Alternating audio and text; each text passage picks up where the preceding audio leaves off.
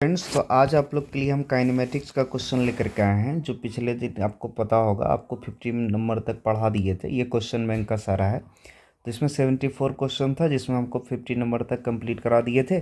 आज हम लोग 51 से देखते हैं। चलिए स्टार्ट करते हैं। पहला क्वेश्चन बोल रहा है, ध्यान से देखिए क्या बोल रहा है। व्हाट इज द एक्सेलरेशन, ध्यान से देखिए, what is the acceleration of an object moving downward. ठीक है, ध्यान से देखिए, moving downward at a constant speed. देखिए सिंपल सा, अगर मान लीजिए यहाँ पर देखिए क्या कांस्टेंट स्पीड, समझना ध्यान से, कांस्टेंट स्पीड यानी स्पीड चेंज नहीं हो रहा है और एक्सेलरेशन पूछ रहा है। तो देखिए अगर स्पीड चेंज नहीं हो रहा है और एक्सेलरेशन पूछ रहा है तो इसका सिंपल सा मतलब है यहाँ एक्सेलरेशन जो होगा वो जीरो होगा। क्यों? क्योंकि अगर एक्सेलरेशन रहता तो यहाँ स्पीड कांस्टेंट नहीं रहने देता है। ठीक है, सेकेंड 52 देखते हैं।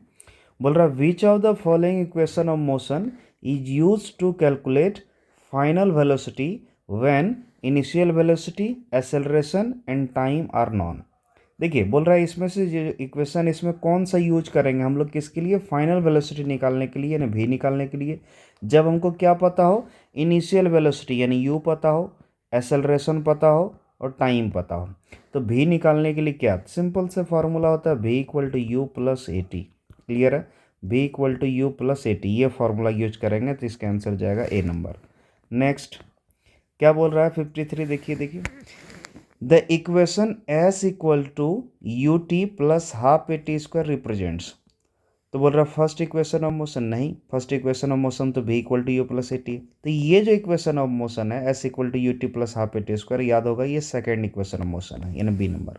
नेक्स्ट बोल रहा है which equation of motion can be used to find, यहाँ पर टू फाइंड याद रखिएगा, यहाँ थोड़ा मिस प्रिंट हो गया है, थोड़ा सा समझ जाइएगा। Which equation of motion can be use to find the final velocity when initial velocity, displacement and acceleration are known. देखिए हमको क्या कैलकुलेट करना, फाइनल वेलोसिटी यानी v, और हमको क्या पता है, इनिशियल वेलोसिटी यानी u, डिस्प्लेसमेंट यानी s और एक्सेलरेशन यानी a। तो बोलिए सिंपल सा formula v square equal to u square plus 2s, ये फार्मूला हम लगा सकते हैं। तो देखिए है ऑप्शन, इसका आंसर ये डी नंबर। नेक्स्ट अगर देखते हैं 55 नंबर क्या बोल रहा है, देखते हैं। बोल रहा है इन द इक्वेशन, ध्यान समझिएगा क्या बोल रहा है, in the equation v equal to u plus a t. ठीक है, v equal to u plus a t if acceleration is negative. यहाँ बोल रहा है एक्सेलरेशन क्या है, नेगेटिव। तो बोल रहा है what does it indicate.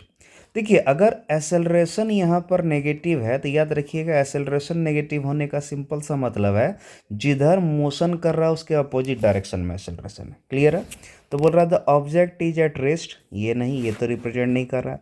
The object is moving in opposite direction of initial velocity, ये सही जाएगा। ठीक है, क्यों? देखिए मान लीजिए कोई पार्टिकल अगर इधर चल रहा है, मान लीजिए यू वेलोसिटी से, और हम क्या बोले, नेगेटिव एक्सेलरेशन का मतलब क्या होता है, एक्सेलरेशन अपोजिट है, इधर है।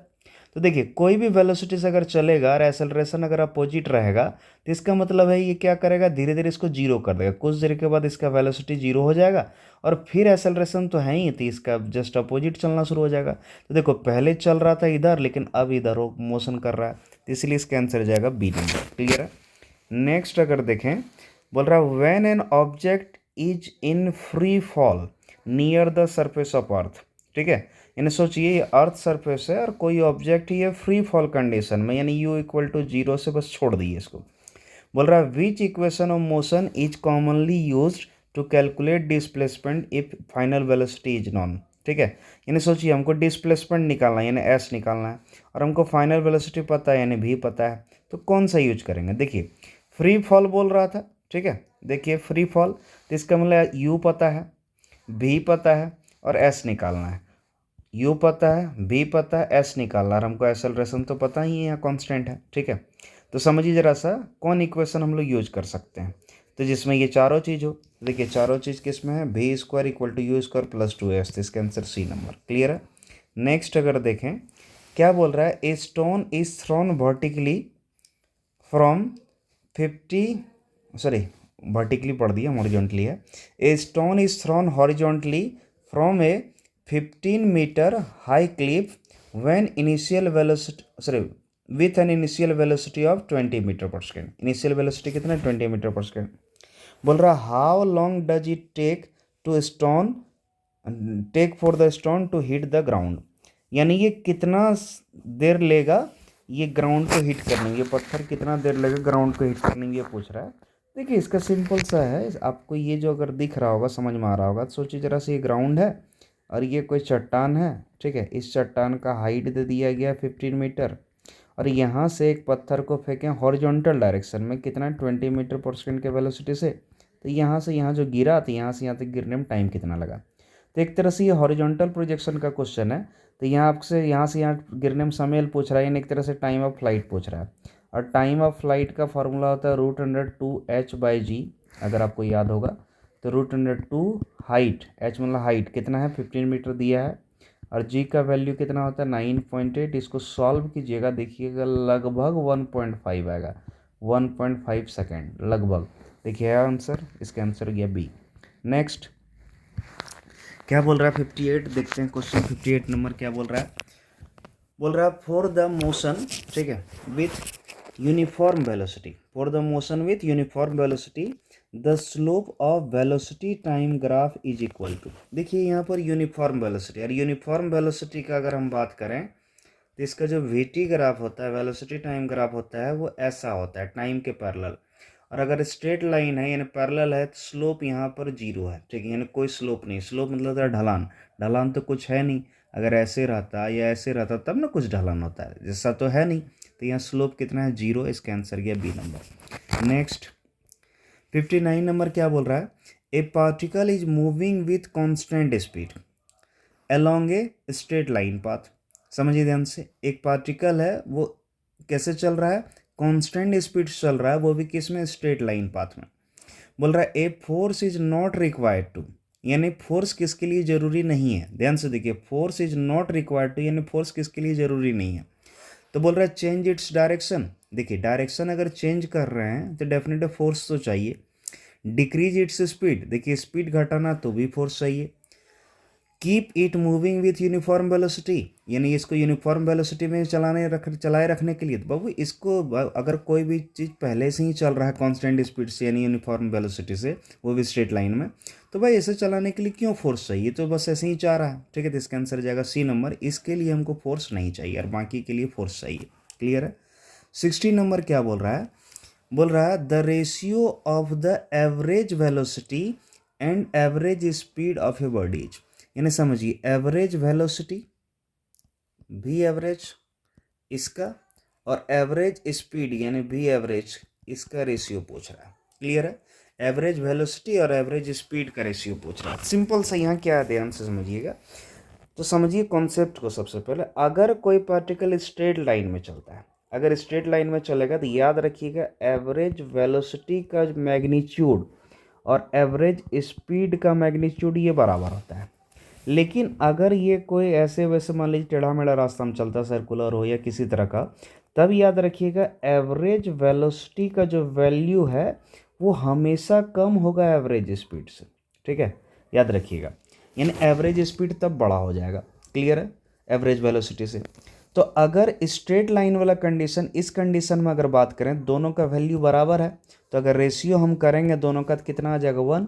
लेकिन अगर इस कंडीशन में देखेंगे, देखिए एवरेज स्पीड बड़ा है, यानी नीचे वाला ये बड़ा है और ये छोटा है, तो इसका अगर वैल्यू करेंगे तो ये देखिए <<1 आएगा, <<1। तो देखिए रेशियो या तो 1 होगा या तो <<1 होगा, तो इसका आंसर जाएगा सी नंबर 1 और <1। क्लियर है। नेक्स्ट अगर जाए, बोल रहा है the distance travelled by an object is directly proportional to the time taken its speed. देखिए ध्यान से क्या बोल रहा है, distance travelled by an object is directly proportional to the time taken, यानी बोल रहा है डिस्टेंस यानी एस जो चल रहा है वो डायरेक्टली प्रोपोर्शनल किसके, टाइम के। तो बोल रहा है इसके स्पीड क्या होगा। तो सिंपल सा अगर स्पीड का फॉर्मूला पढ़ें डिस्टेंस बाय टाइम होता है, तो बोलिए एस इक्वल टू क्या हो गया वी इंटू टी, इसको इधर लेगा। तो सोचिए अगर भी यानी वेलोसिटी यहाँ कांस्टेंट होगा, अगर सोचिए वेलोसिटी यानी सॉरी स्पीड यहाँ कांस्टेंट होगा तभी ना हम लिख पाएंगे s directly proportional to t. तो सोचिए इसका मतलब भी जो है यानी स्पीड जो है वो कांस्टेंट है, तो इसका आंसर है remains constant D number. Next बोल रहा है ए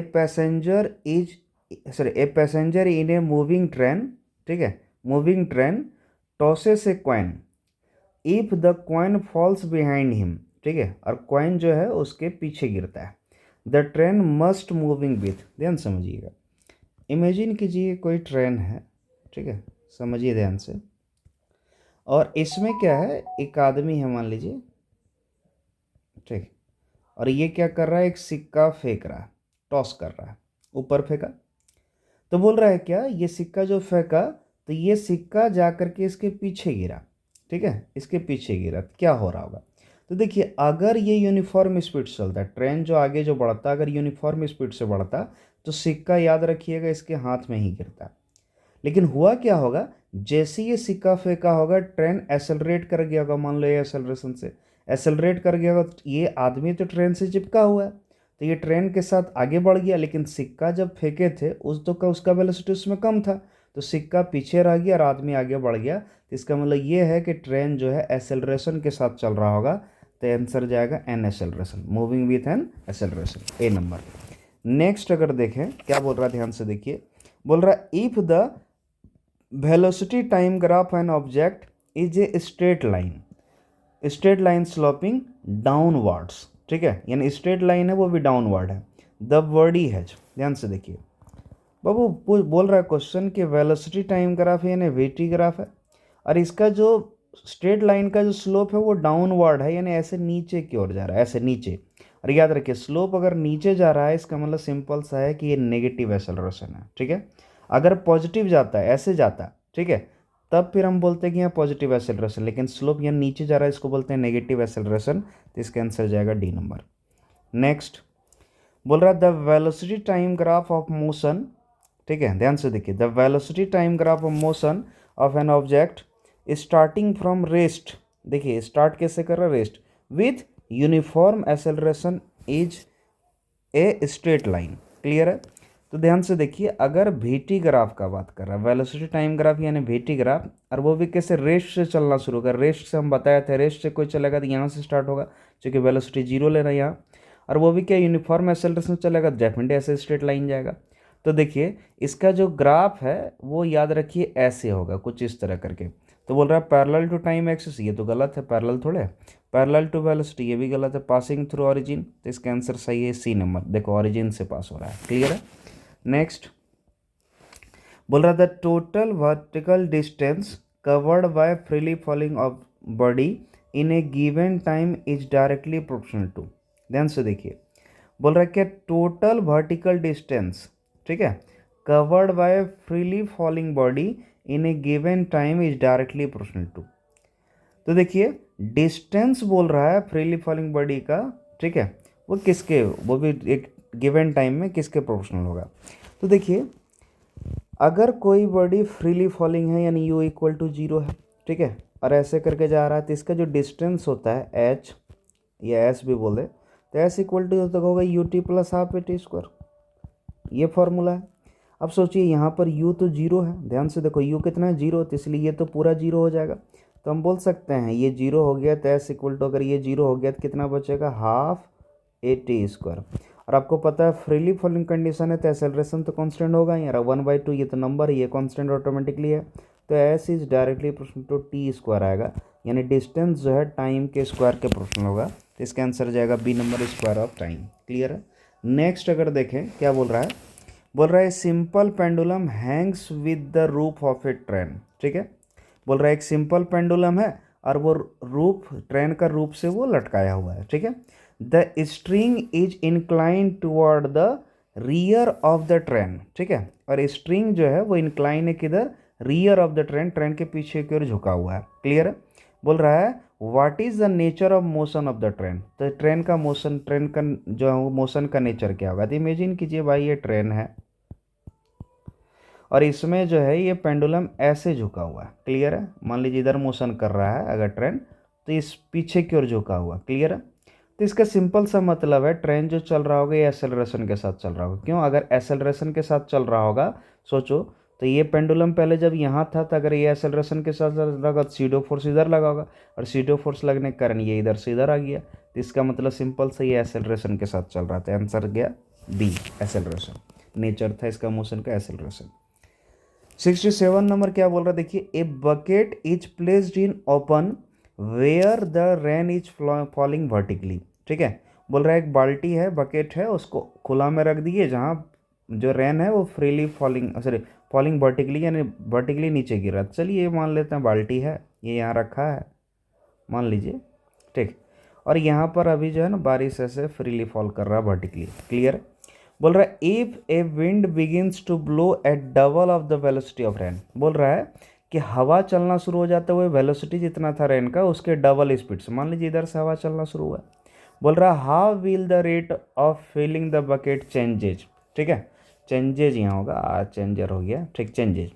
तो बोल रहा है कि इसका जो है ना बकेट भरने का जो रेट है वो कैसे चेंज करेगा। तो सिंपल सा बाबू, ध्यान से देखो, यहाँ वेलोसिटी जो है इसका डबल दिया एयर का, किसके, सॉरी, एयर का जो वेलोसिटी डबल है किसके, रेन के वेलोसिटी से। तो डेफिनेट है ये बूंद जो है बारिश वाला वो तो ऐसे करके उड़ाते चलेगा। लेकिन ना इधर वाला जो बारिश वाला बूंद था उसको भी तो इधर उड़ाया, तो जितना बूंद इधर फेंका उतना बूंद इधर बाल्टी में फिर गिरा दिया। तो इसका मतलब कोई चेंज नहीं होना चाहिए, जितना जिस रेट से पहले भर रहा था बाल्टी उसी रेट से भरेगा। तो इसका आंसर जाएगा ए नंबर, रिमेन्स अनचेंज्ड, कोई चेंज नहीं होगा बाल्टी भरने में। चलिए 68 नंबर क्या बोल रहा है, 68 नंबर बोल रहा है if position of a particle is given by x equal to 4t² plus 80। ध्यान से देखिए, ये पोजिशन दिया गया है इतना। बोल रहा है then which of the following is true, यानी इसमें से चारों में से कौन सा सही है। तो देखिए बोल रहा है acceleration is zero at t equal to zero, यानी टाइम जब जीरो तो एक्सेलरेशन जीरो। देखिए ऐसा नहीं हो सकता है। ठीक, सबसे पहले चेक करना होगा, एक काम करते हैं पहले वेलोसिटी निकालते हैं। तो हमको ये x दिया है और v निकालते हैं पहले। तो वेलोसिटी इक्वल टू होता है d x by d t, तो v equal to d x. X का वैल्यू कितना है बाबू, तो 4, सॉरी, तो x का वैल्यू हमारा दिया है 4, क्या लिख रहे हैं, 4t² minus 8t by d T. अगर हम सॉल्व करें इसको तो v इक्वल टू आएगा 8t माइनस 8। क्लियर है, 8t माइनस 8, डिफ्रेंसिएशन कर लीजिएगा, समझ में आ जाएगा। तो बोल रहा है acceleration is zero at t equal to zero, यानी टाइम जब जीरो करेंगे तो एक्सेलरेशन जीरो हो जाएगा। नहीं, ऐसा तो नहीं है। बोल रहा है velocity zero at t equal to zero, यानी टाइम जब जीरो करेंगे तो वेलोसिटी जीरो हो जाएगा। नहीं।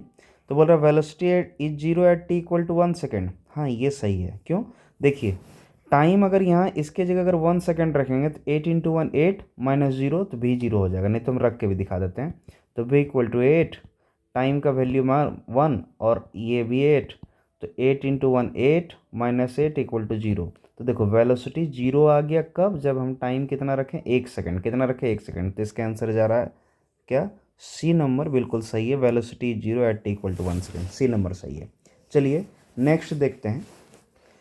बोल रहा the incorrect statement from the following is are, यानी ये जो 4 स्टेटमेंट है इसमें से इनकरेक्ट कौन है, यानी गलत कौन सा है वो चुनना है। ठीक है, इज आर मतलब एक भी हो सकता है और आर मतलब ज़्यादा भी हो सकता है। इज आर ध्यान से देखिएगा, ज़्यादा भी, एक भी गलत हो सकता है, ज़्यादा भी। चलिए देखते हैं।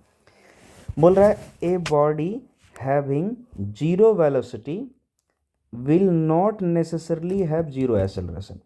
क्या बोल रहा है कि मान लीजिए, अगर मान लीजिए कोई वेलोसिटी किसी पार्टिकल का जीरो है तो ये ज़रूरी नहीं है कि वहाँ एक्सेलरेशन भी जीरो होगा, मतलब एक्सेलरेशन जीरो नहीं है। तो ये तो बाबू गलत है। ठीक, क्यों, क्योंकि अगर वेलोसिटी जीरो है, यानी वेलोसिटी जीरो है, सिंपल सा एक्सेलरेशन भी जीरो होना ही चाहिए। क्यों, क्योंकि अगर एक्सेलरेशन रहेगा तो वेलोसिटी चेंज कर देगा, वो जीरो नहीं रहने देगा। तो सिंपल से यहाँ एक्सेलरेशन भी होना चाहिए, तो सर एक्सेलरेशन भी जीरो होना चाहिए। तो ये फर्स्ट स्टेटमेंट तो गलत बोल रहा है। बोल रहा है a body having zero velocity will necessary have zero acceleration, यानी बोल रहा है कि एक वेलोसिटी अगर जीरो है तो यहाँ एक्सेलरेशन जीरो कन्फर्म होना चाहिए। तो हाँ, ये सही बोल रहा है, यानी सेकंड स्टेटमेंट सही है। लेकिन हमको सही नहीं गलत चुनना है। ठीक, बोल रहा है a body having uniform speed can have only uniform acceleration. देखिए अगर यूनिफॉर्म स्पीड है तो यूनिफॉर्म एक्सेलरेशन ऐसा जरूरी नहीं है। ठीक है, अगर यूनिफॉर्म एक्सेलरेशन तब ये कभी यूनिफॉर्म स्पीड से तो नहीं चल पाएगा। क्लियर है, तो ये भी गलत है। बोल रहा है a body having non uniform velocity, ध्यान से देखिए, non uniform velocity with zero acceleration. देखिए अगर नॉन यूनिफॉर्म वेलोसिटी यानी वेलोसिटी अगर चेंज कर रहा है और बोल रहा है जीरो एक्सेलरेशन है, तो सोचो ऐसा कभी हो थोड़े सकता है। अगर वेलोसिटी चेंज हो रहा है तो एक्सेलरेशन भी तो होना चाहिए, तो इसका मतलब ये भी गलत है। तो बोल रहा है गलत कौन कौन सा वो चुनना। देखिए 1 नंबर वाला भी गलत आया, 3 नंबर वाला भी गलत आया, 4 नंबर वाला भी गलत आया, तो इसका आंसर जाएगा ए नंबर। यहाँ थोड़ा मिस प्रिंट हुआ, यहाँ पर ऐसा नहीं होगा, सिर्फ 1, 3 एंड 4 ये जाएगा। क्लियर है। नेक्स्ट बोल रहा है area under velocity time curve over a given time interval represents. देखिए वेलोसिटी टाइम ग्राफ का जो एरिया है वो क्या बताता है, ठीक है, क्या बताता है ये पूछ रहा है। तो सिंपल सा हम आपको पढ़ाए थे, अगर मान लीजिए वीटी ग्राफ है, मान लीजिए कुछ ऐसा है, ये कुछ भी किसी तरह हमको मतलब नहीं, तो इसके अंदर का जो एरिया है ये एरिया, तो याद रखिएगा हम बताए थे एरिया जो है ये किसको बताता है, डिस्प्लेसमेंट को। क्लियर है। तो इसका आंसर क्या है, डी नंबर। नेक्स्ट क्या बोल रहा है, the slope of the tangent drawn on position time graph. ध्यान से देखिए पोजिशन टाइम ग्राफ यानी एसटी ग्राफ, ठीक है, और यहाँ स्लोप बोल रहा है the slope of the tangent drawn on a position time graph at any instant is equal to instantaneous. ठीक है, ध्यान से देखिएगा, अगर एसटी ग्राफ, कौन ग्राफ, एसटी ग्राफ, तो हम बताए थे एसटी ग्राफ का जो स्लोप होता है, याद रखिए स्लोप, तो ये किसको बताता है, ये वेलोसिटी को बताता है। स्लोप किसको बताता है, वेलोसिटी को। तो इसका आंसर ये सी नंबर। नेक्स्ट क्या बोल रहा है, a ball thrown vertically upwards, ठीक है, a ball thrown vertically upwards after reaching at maximum height H returns to the starting point after a time of 10 second. यानी सोचिए ध्यान से, एक बॉल है उसको ऊपर फेंके, ये ऊपर गया मान लीजिए एच हाइट तक, अगर फिर 10 सेकेंड बाद फिर ये यहीं पहुंच गया। क्लियर है। तो बोल रहा है इट्स डिस्प्लेसमेंट, तो सिंपल सा यार, डिस्प्लेसमेंट तो जीरो हुआ ना, क्योंकि यहाँ से स्टार्ट किया चलना और फिर यहीं लौट गया, तो डिस्प्लेसमेंट जीरो, यानी आंसर डी नंबर। नेक्स्ट बोल रहा है चूज द 73 नंबर, क्या बोल रहा है, choose the wrong statement from the following. देखिए रॉन्ग स्टेटमेंट चुनने बोल रहा है, ध्यान से देखिएगा, रॉन्ग बोल रहा है the motion of an object along a straight line is a rectilinear motion। rectilinear motion मतलब स्ट्रेट लाइन मोशन। क्लियर है। यानी बोल रहा है क्या, कोई पार्टिकल अगर स्ट्रेट लाइन में चल रहा है तो वो रेक्टिलिनियर मोशन कर रहा है ना, स्ट्रेट लाइन मोशन कर रहा है, ये तो सही है। ठीक है। द बोल रहा है the speed is in general is less than the magnitude of velocity. देखिए क्या बोल रहा है, ये स्पीड जो होता है जनरली ये लेस होता है किससे, वेलोसिटी से। देखिए ये तो गलत है, आपको हम अभी तुरंत सिखाए थे कि वेलोसिटी जो है याद रखिएगा हमेशा स्पीड से छोटा होता है या कभी कभी बराबर होता है, और यहाँ उल्टा बोल रहा है, यहाँ बोल रहा है स्पीड ही छोटा होता है, तो ये तो गलत स्टेटमेंट है जी, तो ये गलत है, तो इसीलिए हमारा आंसर बी जाएगा, चूँकि गलत ही चुनना था बी। अब सब आगे पढ़ के क्या करेंगे, चलिए 74 नंबर और ये लास्ट क्वेश्चन हम लोग का बोल रहा है if the displacement of a body varies as the square of elapsed time then its, ठीक है, ध्यान से देखिए क्या बोल रहा है, the displacement of body, displacement यानी एस क्या है, varies as the square of elapsed time, यानी ये वेरी कर रहा है यानी डायरेक्टली प्रोपोर्शनल किसके, टाइम के स्क्वायर के, देन इट्स, ठीक है। तो सिंपल से ये तभी हो सकता है जब एक्सेलरेशन कांस्टेंट हो, चूंकि फॉर्मूला आप पढ़े थे s equal to u t plus half a t square.